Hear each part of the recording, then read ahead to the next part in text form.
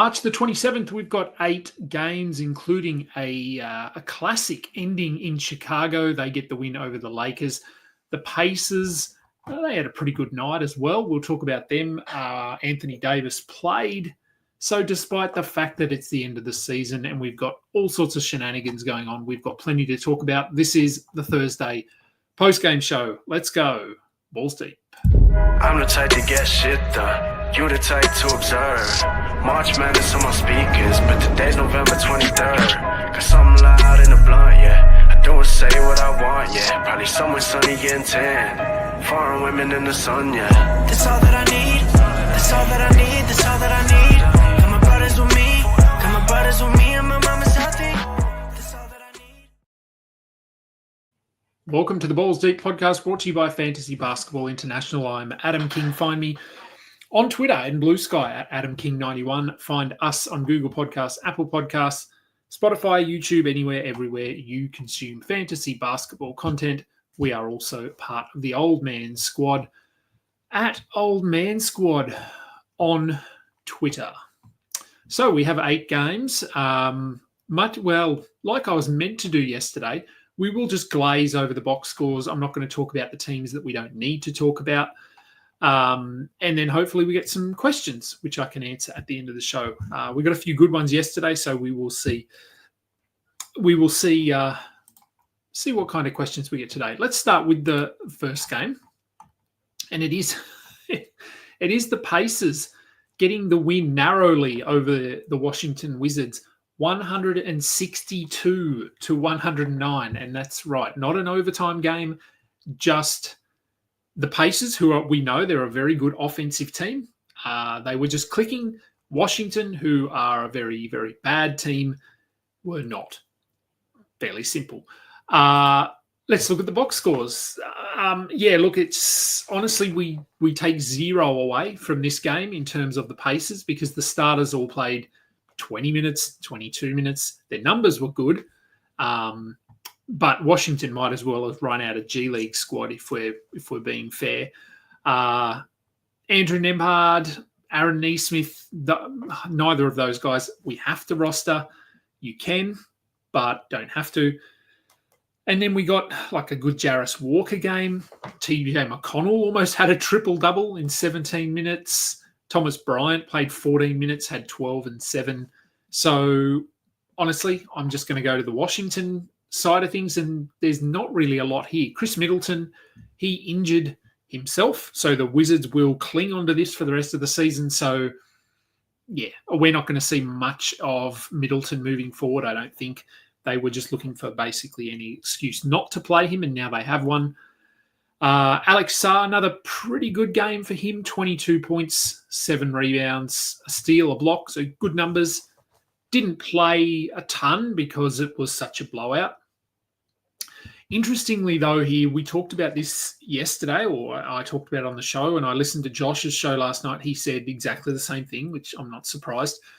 Tristan Vukcevic, who was good yesterday, we preached a little bit of caution in adding him. They were on a back-to-back, so a favourable schedule, but we talked about the fact that in their last back-to-back, he only played 3 minutes in one of those games. So what would his role look like tonight on the second night of a back-to-back? And honestly, I think he probably played more than they wanted him to. He played 14 minutes or 15 minutes, but 3 minutes in the first half. I think if this hadn't been a blowout, he probably wouldn't have played. Nothing to do with him. I just think he's too good a player, but they were down by so much that it didn't matter, so they played him. And look, yes, he played, but it wasn't a good performance. 4 points, 2 rebounds. So if you picked him up prior to yesterday, you got one good game, one bad game, and then I think they play again on Saturday. So just hold him for that one because he will probably play 25 minutes in that one. Jordan Poole, he just seems to be scoring 18 every night. If that does it for you, then hold him. He's basically not doing anything else, but do you blame him? This Washington team is just atrocious. And I don't even want to look at their box score. So let's go to the next game. The Dallas Mavericks, good win for them over the Orlando Magic. Now, I'm just pulling up the playoff. Yes, I thought that might be the case. So Dallas are now in the 10th spot in the West, ahead of Phoenix. So worrying times in Phoenix. And Dallas, as we know now, they have Anthony Davis back. So he lifts their floor up quite a lot. I think they'll just push for the play in here. I mean, what's the difference between coming 10th and 11th? Nothing, but you get an extra game at least, maybe two. Maybe you get into the playoffs. I mean, again, looking at the standings there, they're in there with Sacramento, Minnesota, and Golden State. Now, they're probably not going to beat any of those teams. They're probably going to play, if they get in, they're going to play Phoenix or Sacramento. They're the three teams battling for the 9-10 spot. They could beat them. I mean, if Anthony Davis is healthy, if PJ Washington can get healthy, you never know. Sacramento, Phoenix, they don't really have anyone to shut down Anthony Davis. If Dallas can get him to the point where he's playing 30-plus minutes and he's healthy, he could carry them into at least another play-in game. Minnesota, Golden State, they're probably not going to beat those teams, but hey, you just never know. So, yeah, look, if you've got these Dallas guys, I think we're just fairly comfortable running them out there at the moment. Najee Marshall was bad, 6 points, 2 steals, but 41 minutes. So, bad game, but I would hold him. Anthony Davis now, again, he was on a minutes limit here, 24 to 28 minutes, and he played 29. So that's a good sign. He closed the game. He shot the ball poorly, 5 of 19 from the field. 15, 7, and 2 with a steal. So, I mean, those numbers are pretty underwhelming when you factor in how good Anthony Davis is. But you also have to factor in that if you rostered Anthony Davis, if you drafted him, if you traded for him, anything like that, you were basically of the opinion that he was gone for the season. So just having him on the floor at the moment, I think is a positive. That's how I'm viewing it anyway. Klay Thompson, you don't have to roster him. Dinwiddie, I would be rostering. Now, Kai Jones got injured in this one. I don't think you have to hold. If he's going to miss time, just move on. I don't know how long PJ Washington's going to be out. He obviously injured his ankle, then he played through it, and then he missed time. He's had a history this season of ankle injuries. They would love to have him back there. Is he going to come back? I don't know.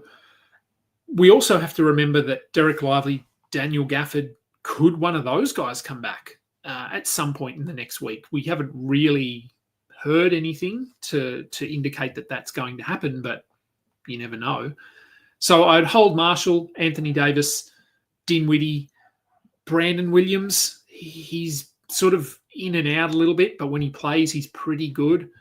Jaden Hardy, I don't think you have to hold. He was good in this one, points-wise, 22 of them, but he is very hit or miss. So it's probably just Davis, Marshall, and Dinwiddie are the three that we need to hold on to. For the Magic, what's going on here? Okay, for the Magic. Paolo, good. Franz, good. Wendell Carter, fine. Caldwell Pope, no. Corey Joseph, no. I mean, do we need to talk about them? You hold Banchero, you hold Wagner, you hold Wendell Carter. You stream as required with the other guys. Anthony Black, on paper, should have a big role on this team, but it isn't consistent enough that you have to hold him. He had 14 points, 3 rebounds, 3 assists, 2 blocks in this one. Played more minutes than Corey Joseph, but next game he could be back to 17 minutes. So I don't think you have to hold him, but he is worth streaming. All right, game number 3, the Spurs. They lose to Cleveland. Competitive, though, so that's always good for fantasy. 124-116. Devin Vassell continues his very good late season run. Harrison Barnes, no. Biyombo, no. Chris Paul, no. Assists only. Streamer, but that's about it. Steph Castle, yes. He is inconsistent, but he's a rookie guard. 22 points, 11 rebounds, 8 assists, a steal. The shooting will be up and down, but I think you have to hold him. Keldon Johnson, look, he had 17 and 10, 2 steals. That's worth rostering.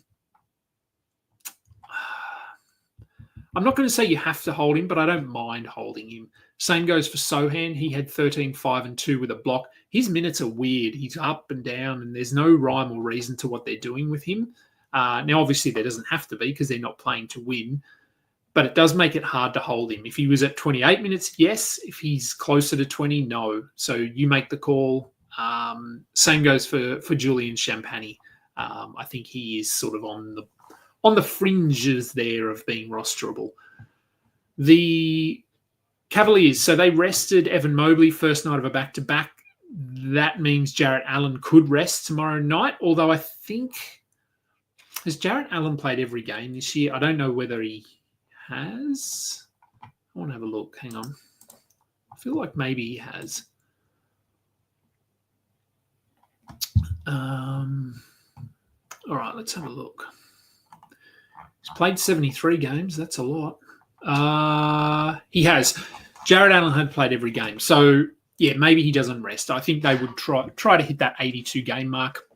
They'd probably actually leave it up to him. I think they would probably say if you want to rest, you can, and he probably won't. So, no, he probably plays. Mobley should return. Donovan Mitchell had a good game, 25 points, 14 assists, 8 rebounds. I think that matches his career high, the assists. So good to see after what's been a pretty disappointing 2 to 3 weeks. Garland, on the other hand, was a little bit underwhelming. 9 assists are good, 2 steals, but only 10 points. Now, keep an eye on the injury report for tomorrow because one or both of those guys could sit.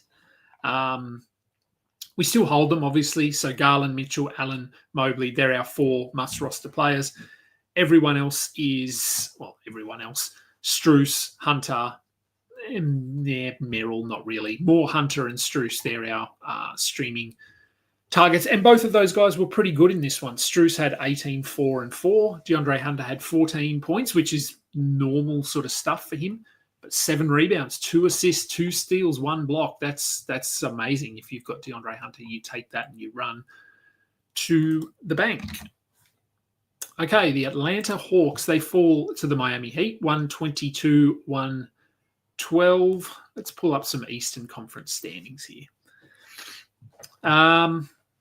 Look, pretty congested in the play-in. The 4 teams that are in the play-in at the moment in the East are going to be the 4 teams: Atlanta, Orlando, Chicago, Miami. The order, though, I think is up in the air a little bit. What have we got? So they've played 73. So we've got 9 games left, 8 games left. So 8 to 9 games left. Who gets in? So the Hawks are currently 7th, half a win ahead, or half a game ahead of the Magic. The Bulls are then sitting, 2 games back, game and a half, something like that. And Miami are about another game back. So it's pretty close. The Bulls are obviously the hottest of all of those teams. They've won 9 of their past 11. So it's going to be interesting to see who emerges from that little... I'd love for it to be the Bulls, just the way that they're playing, the energy. I'd love to see the Bulls get in there and play... it'll be Cleveland or Boston. I don't think they're going to do any damage, but they might be able to pull out one game. But I'd like it to be Atlanta and Chicago personally. Just because I think Orlando, although I think they're probably the best of the 4 teams remaining, they're just not playing that well. Atlanta, I just think they're fun to watch. And I'd like to see more Dyson Daniels than less. So we'll see what happens. Anyway, let's get back to the Hawks box score. Okongwu, 15 and 9, 2 steals. Fairly average for him at this point. Trae Young had 29 and 12. Good night for him. Dyson Daniels, 9 points, 8 rebounds, 2 steals, a block. Scoring was a little bit down. All the other numbers are absolutely fine. 2 steals is well below average for him. Tells you how good he's been. Reece Shea, please don't hold him. 5 points. Vit Krejci started in this one. Over Mohamed Gay, 14 points. We remember back 2 months, maybe more, maybe 3, but there was a period there where Vit Krejci was someone we were rostering for a short amount of time. If he pushes back into a starting role where he's playing 26-plus minutes, he should be back on the radar at least. I'm not saying you have to go and add him, but you can. Karis LeVert had 17, 5, and 3. George Niang, he cooled off. He's very hit or miss. You stream him in for points or threes. And that's about it. For Miami, Tyler Hero, he was the driving force here, 36 points for him. Khalil Ware, 7 points, 12 rebounds, 1 block. He is in the Zach Edey, Donovan Clingan, Eve Misi, Carlo Matkovic discussion. Adem Bona is in that one. Kai Jones was in that discussion as well. There's a lot of centres out there that should be, potentially are on a waiver wire and you stream them in as required. Bam Adebayo had 12 and 10 with 3 steals. Davion Mitchell off the bench, 16 and 6. I'm not running to add him after this one. Highsmith, no. Kyle Anderson, no. Alec Burks started, played 16 minutes, had 11 points. If he pushed into some sort of meaningful role, you know the drill with him, you stream him in for points. And that's about it. I'm spending way too long on these games again, aren't I? The Grizzlies hold Scottie Pippen, make sure he's rostered until Jar is back. Hold Jaren Jackson, hold Desmond Bain. Jalen Wells, no. Santi Aldama is okay. Beyond that, it's streaming only. For the Thunder, I should say the Thunder won this game too. They went on a little run late in the game to win 125-104. It was closer than that. Jalen Williams returned, 20 points, 5 rebounds, 4 assists. Make sure he wasn't dropped. I don't think he would have been, but just make sure he wasn't. Chet Holmgren had 4 and 9. Not his best night. Isaiah Hartenstein, 18 and 11, 2 steals, 1 block. He doing exactly what we'd hoped he would. Shea was good. Lou Dort, all of this production came in about 90 seconds, so don't worry about him. Cason Wallace had 10 points. He's just a streamer. Caruso, after I streamed him in this morning, of course he goes and injures his back this time. He's just constantly injured, this guy. So, yeah, look, you just drop him. I can't drop him because I've used all my moves, but I'm crossing my fingers that this was more precautionary and that he is okay and that he plays on Saturday. We will see. But he's just a streamer anyway. I did Memphis, didn't I? Oh, hang on, I'm on the wrong screen there. All right. The Lakers, they lose to the Bulls, 119-117. One of the best endings you will ever see. If you didn't catch this game, and you can, you only need to watch the last 12 seconds. The Lakers imploded. They gave up a 3 off an inbound play. I don't know what LeBron James was doing. He was chasing out to Vooch when they had someone wide open in the corner. Josh Giddey, it was Patrick Williams. Sorry, Patrick Williams was wide open in the corner. He chased down on Vooch and basically gave Patrick Williams a wide open look, which he hit. Credit to him. He then threw a very lazy inbound pass to Austin Reeves, I believe. Josh Giddey stuck his hand out. The ball hit his hand. He got a steal. He found Kobe White, who was open for a 3. Lakers went down the other end. Austin Reeves basically got to the rim unopposed. It was fairly soft defense from the Bulls. They then, no timeouts remaining. Josh Giddey from halfway won the game. Pretty incredible stuff. It was, one of the more exciting finishes you will see. But let's start with the Lakers. LeBron James, as I said, a couple of interesting decisions at the end there. We are seeing cracks. We've seen them all season, cracks in the LeBron James armor, but he's still amazing what he's doing. 17 points, 12 assists. Jackson Hayes, a pretty good game from him. He'd been a little bit down, 32 minutes, 19 and 8 with a block. He's in that discussion as well with Zach Edey and all those other centers I just rattled off.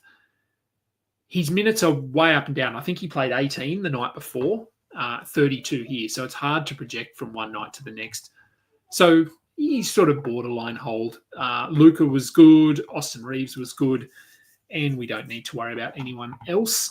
For the Bulls, scroll up there. Josh Giddey, 25 points, 14 rebounds, 7 assists.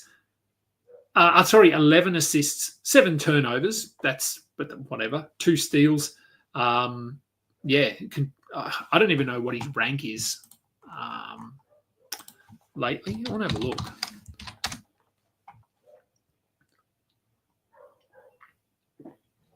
Let's have a look. Josh Giddey. Okay, Josh Giddey. So over the last, how far back do we want to go? Over the last 2 months, Josh Giddey is the 6th ranked player in 9 cat leagues, 5th ranked over the last month, 4th ranked over the last 2 weeks, 25th over the last 3 months. So 60th on the season. 60th is sort of where he was going in drafts. So I think he's returned value if you wanted to look at the season as a whole. But you're absolutely on a winner. The steals have come up. I think if we're just comparing his numbers to what he's done in the past, the big areas of improvement are 3-pointers. So he's up to 1.5 for the season, which is up from 1 each of the last 3 seasons. His assists are up. His rebounds are sort of career-ish. Like he's around that 7 to 8 for his career. But the steals, he's basically doubled what he did last year. Percentages are similar. He's just... But, that's the season. If we look at the last 2 months, like I said, he's at 20 points, 8.5 rebounds, 7.5 assists, 1.5 steals, 51.5% from the field, 0.9 blocks, interesting wrinkle, and 2.2 threes. So where does Josh Giddey go next year? Very good question. It is a very good question. Anyway, he was good. Kobe White was very good. Buzelis, don't need to hold him. Kevin Huerter, hold. Lonzo's coming back at some point. We don't know when. So I'm okay holding Kevin Huerter. Vooch was fine. He's okay. And that's where we're at with the Bulls. Oh, I did the Lakers. Don't need to do them again. All right. The Rockets, they get the win, as they should, over Utah, 121-110. Amen Thompson returned. He missed that last game with ankle soreness. This might be a thing going forward. They might manage him a little bit, so keep an eye out for back-to-backs. 15 points, 10 rebounds, 2 steals, a block. Good numbers. Tari Eason moved back to the bench and actually had a pretty good game. 15 points, 6 rebounds, 1 steal, 1 block, 30 minutes. That's what we like to see from Tari Eason. Hold Şengün, hold Thompson, hold Jalen Green, hold Fred VanVleet as hard as it's been. And then you've got Eason and Jabari Smith. Look, I don't... In a standard league, I'm probably holding Tari Eason. Jabari Smith, maybe as well. There was a little bit more here for Tari Eason with Steven Adams out because Jock Landale is just not going to play the 22, 24 minutes that Adams plays. So do keep that in mind, but I would probably hold Tari Eason. Utah, they were without the usual suspects. No Lauri Markkanen, no John Collins. Jordan Clarkson is done for the season. I don't know. They're saying he's having a procedure for his plantar fasciitis. I think I said this 3 months ago. Why are they persisting with it and trying to get him to play? Just do whatever you need to do, rule him out for the season. There's no point. So obviously they came to that decision eventually. Walker Kessler, look, it's been a pretty disappointing end to the season. 2 points, 3 shot attempts. He had 2 blocks. He had 9 rebounds, but it's pretty underwhelming. He is better than this. But again, do you really blame him? Filipowski had 16, 7, and 4, 2 steals and a block. Make sure he's rostered. He's trending up. Collier had 16 and 5. Keontae George bounced back with 17 and 8. Look, it's going to be really hard to know. If we assume Markkanen's done for the year, which they haven't officially announced that, John Collins is. Have they officially announced John Collins? I don't know, but he is. So I think we hold Filipowski. We hold Kessler probably. Colin Sexton, Isaiah Collier, Keontae George, those 3 guards. Look, there's no Clarkson, which helps. So I think you can make a case for holding all 3 of those guys. Collier is probably the safest in terms of minutes, but the least appealing in terms of fantasy value. So I think you could hold all three of them. And then Bryce Sensabaugh, where is he going to fit in moving forward? He had 17 points in this one, 4 rebounds. He's had some really good moments this season, but hasn't been consistent to this point, but I would keep an eye on what his role looks like. And the last game, I believe, it is the last game. The Sacramento Kings, they beat the Portland Trailblazers 128-107. For the Blazers, Tamani Kamara played. He was questionable. Not his best night, only 6 points, but he had 4 steals and a block. So just continue to hold him. Avdia hold, Simons hold. Simons somehow is actually contributing and helping fantasy teams at this time of the year. Shaden Sharp, we hold. Klingon, you don't have to hold. 3 rebounds, a steal and a block in 18 minutes.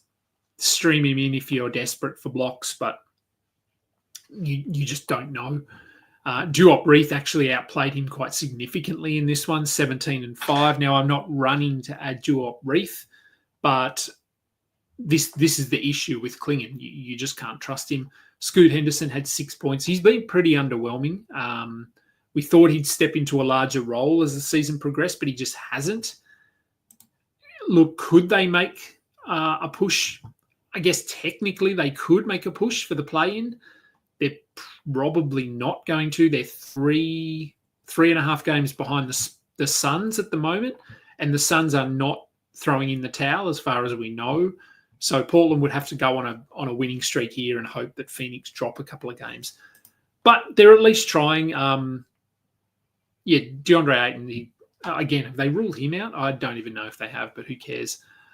For the Kings, so better. They get a win, which they needed to do. Zach LaVine played much better in this one, which when you're playing a team like Portland, you should. 29 points for him. Sabonis had 22 and 19. Hold LaVine, hold Sabonis, hold DeRozan. Monk moved to the bench. Interesting. Is Keon Ellis going to start now? We don't know. He had 6 steals and a block. Again, this is against Portland. But we know when Keon Ellis starts and plays 30-plus minutes, you have to roster him. I wouldn't drop Monk. He had 16 points, 2 assists in 17 minutes. I would hold him and just see what happens the next couple of games. But they would be the only players I would be holding here. The starting 5 and Malik Monk. Don't worry about Fultz or Lyles or Valanciunas or any of those guys. All right, so let's get into some quick questions. All right, Def Jam, really start to wonder about Giddey. Incredible last 2 months, and it gets even better. It has been. Josh doubts, but is there a possibility Giddey is going to have these stats, except for the field goal percentage? Do you mean next season? Oh, look, I think he's probably outperforming himself a little bit. I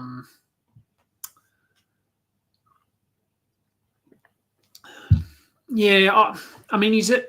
For the season, he's at 14.3. For the last 2 months, he's at 20. Could he be a 20-point-per-game scorer? I don't think so. I think he's probably more like an 18. I think the rebounds are real. I think he is a 7 to 8 rebounds. He has been his whole career. That's not going to change.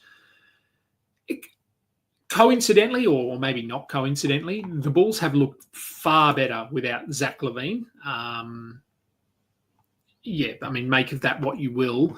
But I think the team looks happier. Giddey is obviously playing with a ton of freedom here. There's no pressure on him. That'll change next season. There might be some expectations given how well they've played. But, this is the Giddey that we've been hoping for forever, really. And like I said, I do wonder where he's going to go in drafts next season. I said this on the show yesterday. I will almost certainly do a mock draft as soon as this regular season is done. I usually have no issues finding 11 other analysts who are as stupid as me and who want to run a mock draft for next season. So that'll give us a little bit of an indication as to where he might go. Ricardo, is Kai a drop? Yep. Lone Des, despite Bain's putrid performance, Giddey and Scottie Pippen have saved you. It's that time of year, isn't it? Should I pick up? What do we got here? Okay, one from Alex. Dropping Neesmith for a Friday, Sunday stream in a points league. Who do I think? DiVincenzo, Pajemski, Kevin Porter, Sasa, Dennis. Who's Dennis? I should know. Oh, Schroeder, I guess that is. Shed, Carlo, Jose. For a Friday, Sunday stream, who would I pick out of those guys?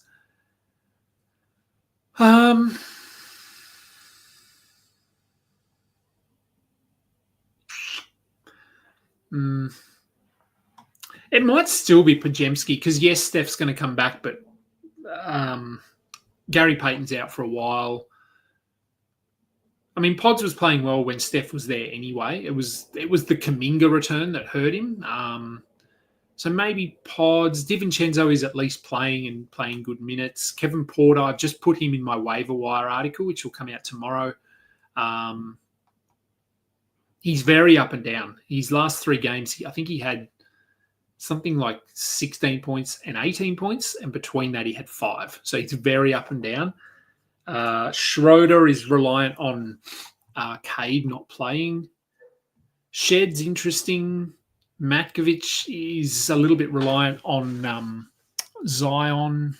I don't know. You're going to be rolling the dice on any of those guys. I think Dante at least has 28 minutes, 26 minutes in the bag. Hasn't been playing great. So maybe I'd go him. If Jordan, LeBron, and Kobe had an Aussie baby, it'd be Josh Giddey. Fair call. Or Dyson Daniels. I'll throw Dyson in there as another offspring. Should I pick up Matkovic if you need rebounds and field goal percentage? I think that's okay. Zion is out tomorrow. Yeah, I'm pretty sure he's out already. I wouldn't be surprised if he's done for the year. This is a back injury, so it's just sort of they haven't really told us too much about it. So I don't mind grabbing Matkovic. Can I forecast playing time for Misi, Bona, and Biombo? Who should be the pickup for points and blocks? I don't think it's Biombo, is it? What did he play tonight? Who did they even play? Wasn't that team? They played Cleveland, didn't they? Not Biombo, I don't think. I wouldn't go Biombo. I'd go Misi or Bona. Now, I'm pretty sure. No, they don't have a back-to-back. So Adem Bona you're probably looking at 25 minutes. That seems to be where he's sitting.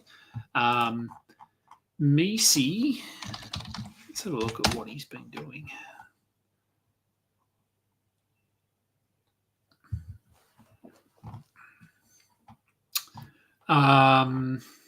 Misi, 25, 28, 26, 22, 26, 28. Let's go 26-ish for him.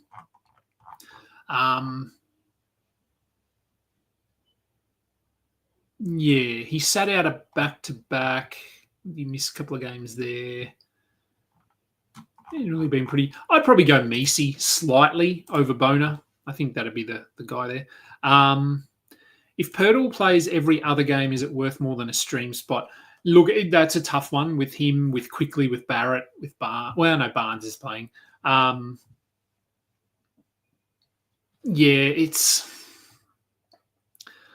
He's so good when he's on the court. But yes, if he's only playing every second game. Now, it's something to monitor that Toronto are pretty much locked into their position now. They're 11th in the East. They're not pushing into 10th. They're too far behind. And they're 3 wins ahead of Philly. And Philly are trying to lose. So there's almost no way that Toronto can shift in terms of where they're positioned. That could mean that they just play Jakob Poeltl. So I know he's been resting games, but it could get to a point where they don't have to rest him anymore. So keep that in mind. And I think he's off the injury report for the next game, so just play him and then keep an eye on it. Nerdy Nerd, should I drop Campaign and/or OKC Wiggins? Yes, I'm okay with dropping Campaign. He got injured yesterday. Don't even know if he'll play. OKC Wiggins didn't play today, so fine, move on. Kessler turned into a punt field goal percentage player. Do I think he plays the back-to-back? He has, and that's because he's attempting threes, although he didn't attempt any threes today. He just shot 1 of 3. Is he a drop this week? Only the first week of your playoffs. Ooh, he's a tough one because he only needs 25 minutes and he can get you, as we saw today, he can get you 2-3 blocks and double-digit rebounds. Is he going to sit the back-to-back? They don't seem to be doing that with him anymore, so maybe not. I'd probably hold him if I could. Galahad, your season crashed out.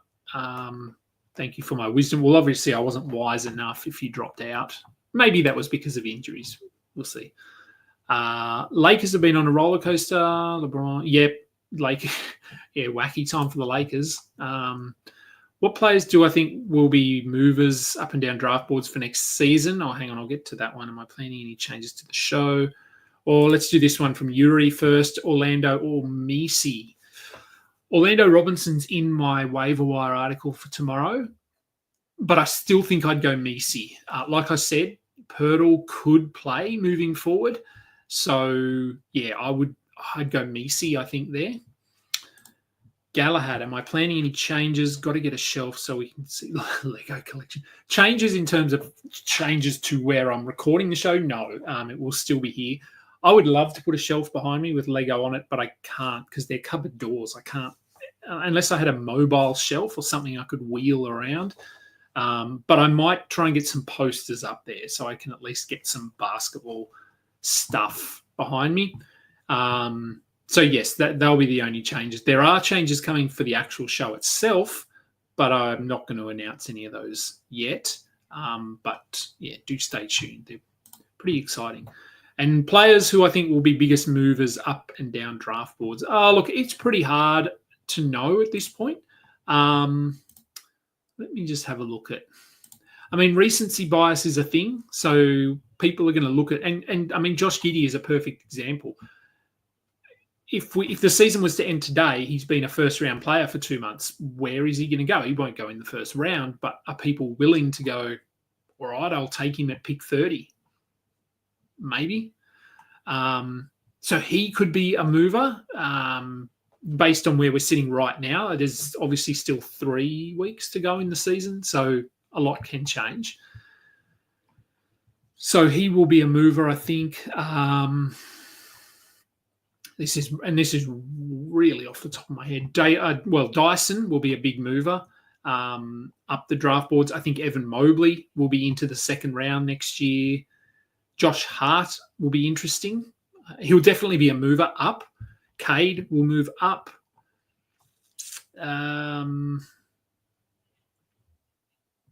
Mark Williams, I'm interested in. I don't know. I was comfortable taking him top 50 this year, and he's been a third rounder the last couple of months. I don't know if he goes that high, though. People are worried about Charlotte, I think, as a whole. LaMelo will be a drop. He'll fall, I think. Austin Reeves will be interesting because I think he's very good. But with Luka and LeBron there, how comfortable are people reaching for him? Joel Embiid will obviously be a big faller next season. Zubats will be a riser. And I'm just basing this on where they went this year in drafts. Who else have we got sitting in here? Thompson will be a big riser. Kongwu. Kobe White. With no Levine there anymore, I think Kobe White people will be pretty comfortable taking him in sort of the 7th, 8th round.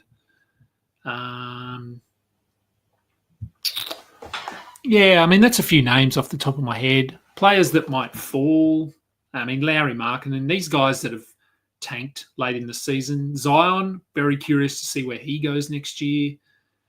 Emmanuel Quickly, where are people on him? Paolo will probably go up.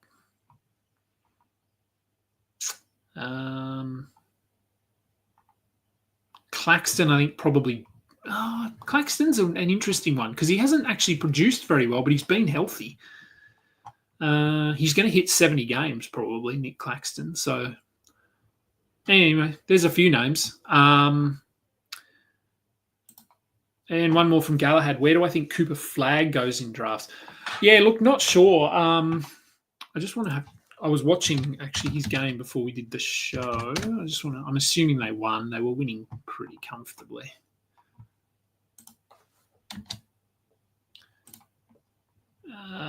They did. Oh, they won. Oh, they only won by 7. Okay. Oh, and Texas Tech ended up winning over Arkansas. I saw Arkansas were up in that one. So I don't. Will it give me a box score? I know he had like 20 points, 5 and 5. Would he? He ended up with 30 points, 6 rebounds, 7 assists. Look, he's going to be good. It will depend a little bit on who drafts him, I think. Where do I think he goes? I don't know. I think he probably goes top 50, maybe.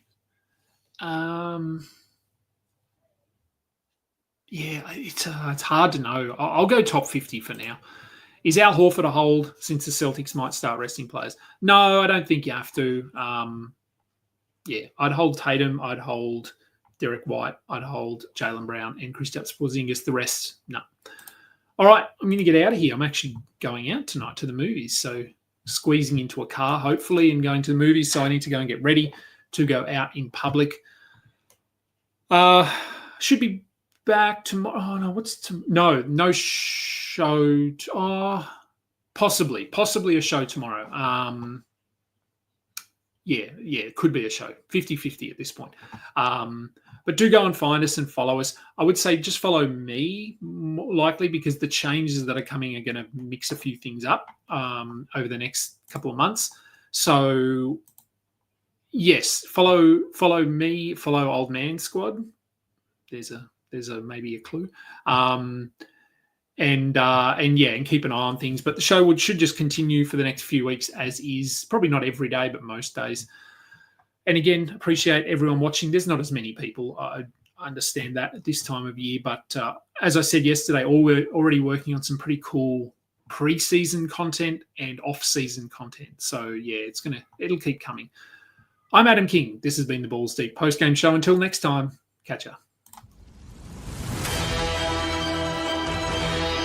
You just listened to another episode from the Fantasy Basketball International Podcast Network. Thanks for joining us. And for more information about joining our community, please check out our website at fbibasketball.com.